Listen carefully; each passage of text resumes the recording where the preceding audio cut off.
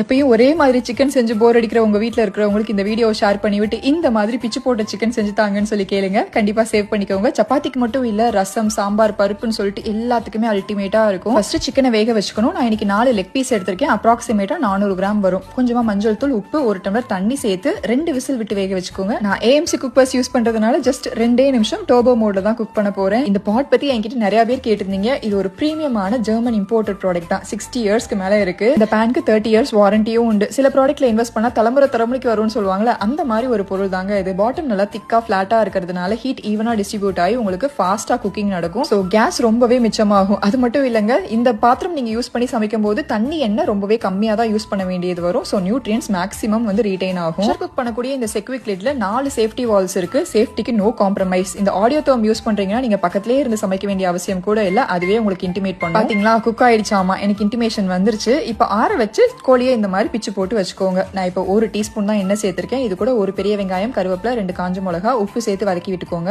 வெங்காயம் வதங்கி வந்ததுக்கு அப்புறமா 1 டேபிள் ஸ்பூன் இஞ்சி பூண்டு பேஸ்ட் சேர்த்துட்டு அதுக்கப்புறமா தக்காளி, உங்க காரத்துக்கு ஏற்ற அளவுக்கு மிளகாத்தூள், 1/2 டேபிள் ஸ்பூன் மல்லித்தூள், கொஞ்சமா மட்டும் கரம் மசாலா சேர்த்துட்டு நல்லா மிக்ஸ் பண்ணி விட்டுட்டு பிச்சு வச்சிருந்த கோழியை சேர்த்துட்டு நல்லா மிக்ஸ் பண்ணி விட்டுக்கோங்க. இது கூடவே நம்ம கோழி வேக வச்சிருந்த தண்ணியை சேர்த்துட்டு இந்த அளவுக்கு ட்ரை ஆகி வந்ததுக்கு அப்புறம் கொஞ்சமா பெப்பர், உங்ககிட்ட கொத்தமல்லி இருந்தாலும் ஆட் பண்ணிட்டீங்கன்னா சூப்பரான பிச்சு போட்ட கோழி ரெடி. நான் சொன்னதெல்லாம் நீங்க நம்பணும்னு கூட அவசியம் இல்ல. ஏஎம்சி குக்வர்ஸ் டீம்ல இருந்து உங்க வீட்டுக்கு வந்து குக் பண்ணியே டெமோ காமிப்பாங்க. பிடிச்சதுக்கு அப்புறம் நீங்க வாங்கினாலே போதும்.